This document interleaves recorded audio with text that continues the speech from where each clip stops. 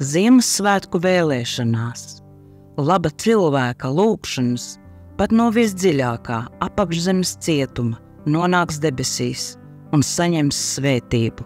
Džoana Beilija.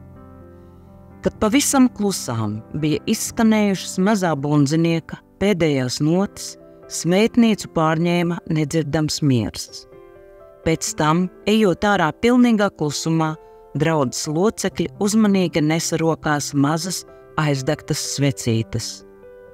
Pusnaktī visi sastājās un dziedāja klusa nakts, svēta nakts. Mana sieva Kārena, viņas vecāki, brālis un viņa draudzene pievienojās korim. Es to nedarīju. Patiesību sakot, man nebija ne mazākās vēlēšanās tur atrasties.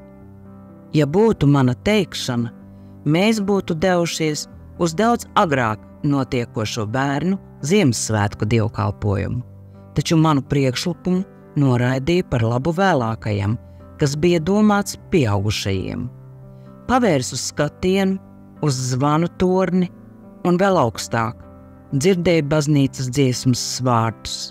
Svētība plūst no debesīm. Kamēr ticīgie dziedāja, manas domas pārvērtās jautājumos, kurus pēdējā laikā biju uzdevis. Kad Dievs beidzot sapratīs, ka nu jau ir gana, un kad viņš beidzot piekāpsies un ļaus piedzimt mūsu bērniem. Atgriezušies mājās un pārģērbušies, daudz ērtākās drēbēs mēs sēdējām dzīvojamā istabas siltumā, kas plūda no iedegtā kamīna. Dzerot svētku vīnu, dalījāmies atmiņās par pagājušiem Ziemassvētkiem. Kad pienāca mana kārta, atcerējos, kā bērnībā man patika kopā ar visu ģimeni apmeklēt bērnu Ziemassvētku dievkalpojumu. Manas atmiņas ietvēra arī trokšņaino kņadu, kuru izraisīja satraukuma pilnā Ziemassvētku vecīšu gaidīšana. Mūsu mācītājs uz grīdas altāra priekšā sapulcināja visus bērnus. Tur viņš izstāstīja stāstu par Kristus piedzimšanu. Beidzis runāt, viņš diriģēja bērnus un pārējo draudzes locekļu par godu mazajam Jēzum, kopīgi dziedāto daudz laimes dzimšanas dienā. Beidzu gremdēties atmiņās, tā arī neatklājot, cik ļoti man pietrūkst šo ģimenes dievkalpojumu. Nepateicu arī, cik ļoti ilgojos piedalīties šādā dievkalpojumā, kad visapkārt valda trokšņainā kņada, kamēr Kārena maigājā mūsu pašu guļošo bērniņu. Kad cits citām bijām novēlējuši priecīgus Ziemassvētkus un pateikuši ar labu nakti, devāmies pie miera. Guļot gultā man ienāca prātā, ka, manuprāt, mājā, kura bija piepildīta ar 6 pieaugušu cilvēku mīlestību, tik un tā valda milzīgs tukšums. Mums nebija bērnu. Cik tas būtu brīnišķīgi, ja mums būtu mazulis, ar kur varētu dalīties svētku un dzīves burvībā.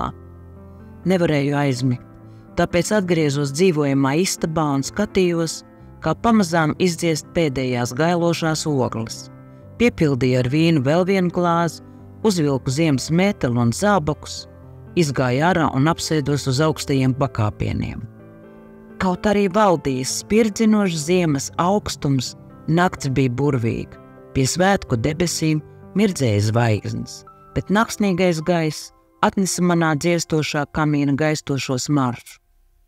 Kaut arī agrais Ziemassvētku rīts bija skaists, manas domas atgriezās pie mūsu problēmām. Mēs gribējām bērnu, un jau kādu laiku bez jebkādiem panākumiem mēģinājām to ieņemt.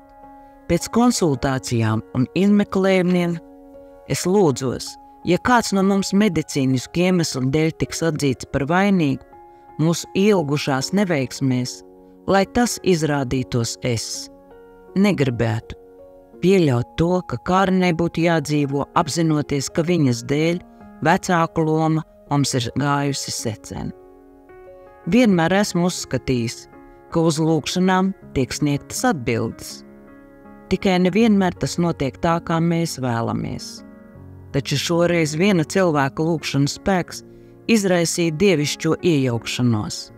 Kad tika saņemti rezultāti, izrādījās, ka vainīgs esmu es.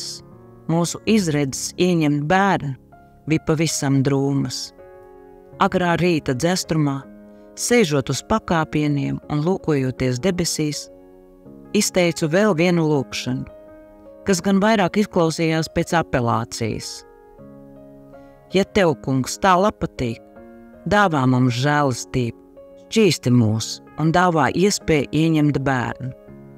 Šīs Ziemassvētku vēlēšanās ir vienīgā dāvana, ko jebkad tev lūkšu, un ne jau sevis, bet gan Kārenes dēļ. Lūdzos, lai pienāktu diena, kad mūsu pašu radītais bērns sauks viņu par mammu. Kad lūgums bija izteikts, vīns izdzerts, un augstums nokļuvis līdz manai pidžamai zem mēteļa, devos atpakaļ uz gultu. Pēc 2 gadiem mēs apmeklējām bērnu Ziemassvētku dievkalpojumu mūsu baznīcā. Un tas bija tieši tāds pats kā manā bērnības atmiņās, trokšņains un ar aizraujošu satraukumu. Kaut arī valdīja kņada un skanēja priekpilna mūzika, mūsu mazais dēliņš nogulēja visu dievkalpojumu laiku, apmierināti aizmidzis savas mammas rokās.